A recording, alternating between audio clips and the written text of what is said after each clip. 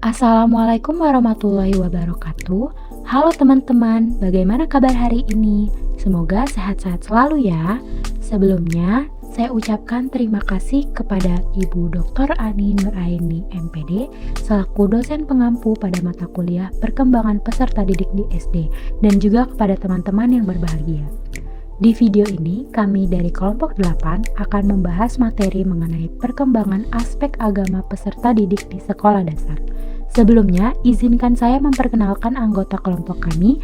Yang pertama ada saya, Novia Ramadhani, dengan NIM 2200379, dan selanjutnya ada rekan saya yang bernama Lutfia Nadia dengan NIM 2200305, dan yang terakhir ada Wanda Sri Andini dengan NIM 2200508. Penasaran dengan videonya kan? Yuk kita simak bersama-sama. Pada materi perkembangan aspek agama peserta didik di sekolah dasar ini, kami akan membahas 3 pokok pembahasan penting. Yang pertama ada faktor perkembangan keagamaan pada anak yang akan dibahas oleh saya sendiri, Novia Ramadhani.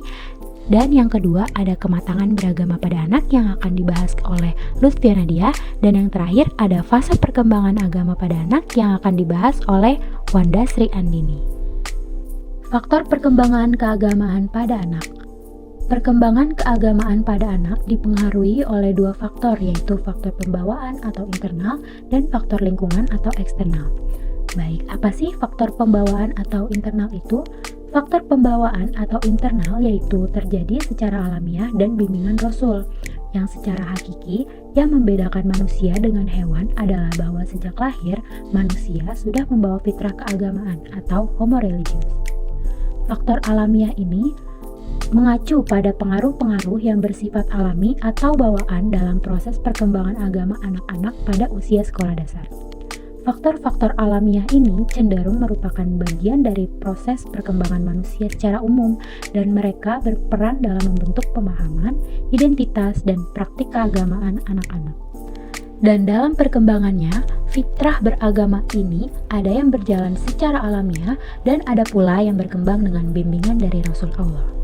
Faktor bimbingan Rasul dalam perkembangan aspek agama peserta didik di sekolah dasar ini merujuk pada pengaruh contoh ajaran yang disampaikan oleh para nabi dan Rasul dalam agama Islam.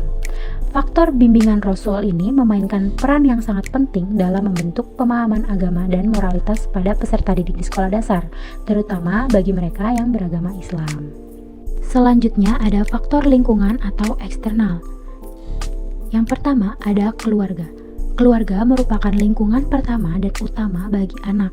Nilai-nilai, keyakinan, dan praktik keagamaan yang diajarkan dan diperlihatkan oleh orang tua dan anggota keluarga akan sangat mempengaruhi pemahaman agama anak-anak.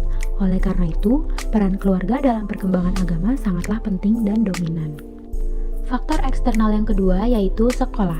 Sekolah memiliki pengaruh yang sangat besar terhadap perkembangan kepribadian anak karena sekolah merupakan substitusi dari keluarga dan guru-guru.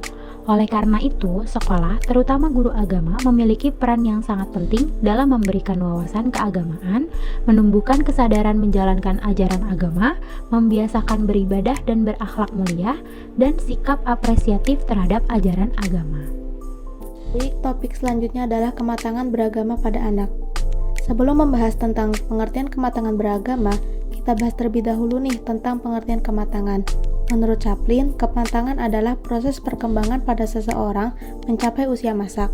Proses perkembangan ini berasal dari faktor keturunan atau gen.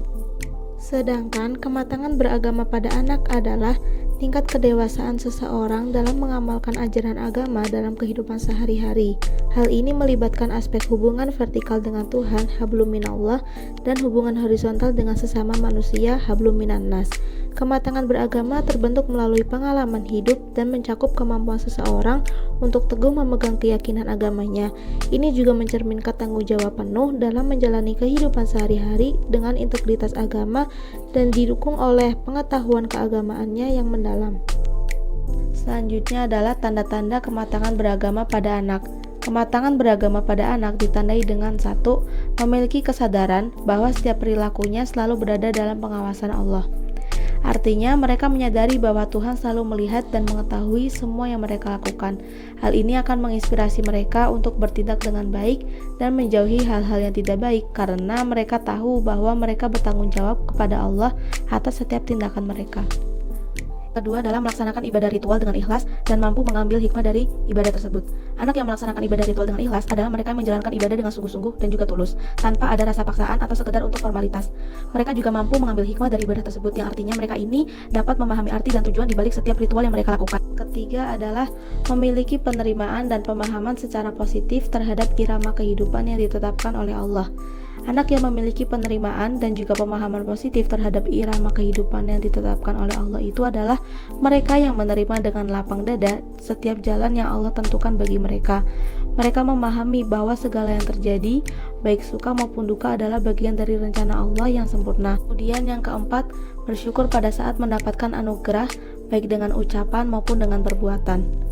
Bersyukur pada saat mendapatkan anugerah, baik dengan ucapan maupun perbuatan, ini adalah ungkapan rasa terima kasih yang tulus kepada Allah atas segala yang diberikan Allah kepada kita. Yang kelima adalah bersabar pada saat mendapatkan musibah.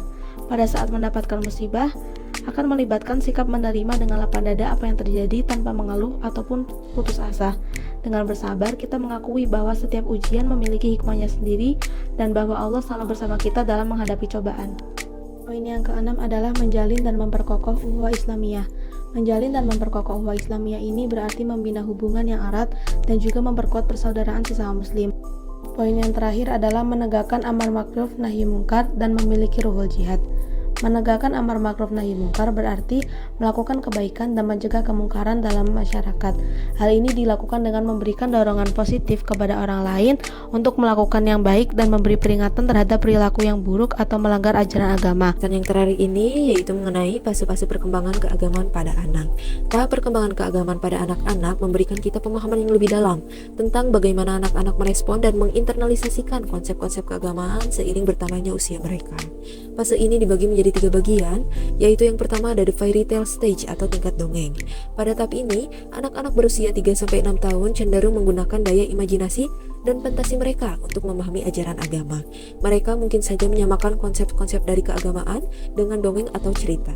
Ini adalah periode di mana anak-anak mulai membangun dasar pemahaman mereka tentang nilai-nilai dan moral dalam agama melalui narasi yang sederhana dan berwarna. Sebagai contoh, anak-anak dapat meresapi kisah-kisah keagamaan melalui gambar, buku cerita yang membangun pemahaman awal mereka tentang kebaikan dan keburukan. Fase yang kedua ada the realistic stage atau tingkat kenyataan. Tahap ini terjadi pada usia 7-15 tahun, di mana anak-anak mulai mengembangkan pemahaman yang lebih nyata tentang keagamaan. Mereka memandang Tuhan sebagai pencipta alam semesta dan makhluk-makhluk di dalamnya. Pemikiran mereka mulai berkembang dari tingkat dongeng menuju pemahaman yang lebih konkret tentang prinsip-prinsip keagamaan. Contohnya saja, anak-anak mungkin mulai bertanya tentang asal-usul alam semesta dan mencoba memahami hubungan Tuhan dengan kehidupan sehari-hari mereka. Untuk fase yang terakhir ada the individual stage atau tingkat individu. Tahap ini terbagi menjadi 3 subtahap yang mencerminkan perkembangan yang lebih kompleks pada usia 15 tahun ke atas. Subtahap yang pertama ada konsep keagamaan konvensional dan konservatif. Pada tahap awal ini, individu cenderung mengikuti ajaran keagamaan secara tradisional dan melestarikan norma-norma yang telah ada. Mereka mungkin menemukan kenyamanan dalam struktur dan keberlanjutan tradisi keagamaan mereka. Contohnya, seseorang mengikuti ritual dan ibadah berdasarkan ajaran agama yang telah diajarkan oleh generasi dari sebelumnya. Subtahap yang kedua ada konsep keagamaan yang bersifat personal. Pada subtahap ini, individu mulai mengembangkan hubungan yang lebih personal dengan keagamaan mereka. Mereka mungkin saja mencari makna dan pemahaman yang lebih dalam tentang ajaran agama secara pribadi, melampaui sekadar mengikuti tradisi yang telah ada. Contohnya, mempertanyakan dan memperdalam pemahaman tentang nilai-nilai keagamaan melalui bacaan, refleksi, atau diskusi. Subtahap yang ketiga ada konsep keagamaan yang humanistik. Pada tahap ini, individu melihat keagamaan sebagai sumber inspirasi untuk berkontribusi pada kemanusiaan. Mereka mengaitkan nilai-nilai keagamaan dengan upaya untuk menciptakan perubahan positif dalam masyarakat dan membantu sesama manusia. Contohnya, seseorang yang terlibat dalam kegiatan amal, pekerjaan sukarela, atau proyek-proyek sosial yang didorong oleh nilai-nilai dari keagamaan. Sekian pemaparan dari kelompok kami. Apabila ada salah kata, kami mohon untuk dimaafkan. dan semoga ilmu yang telah kami berikan dapat bermanfaat untuk teman-teman semua. Akhir kata, wassalamualaikum warahmatullahi wabarakatuh. Sampai jumpa lagi.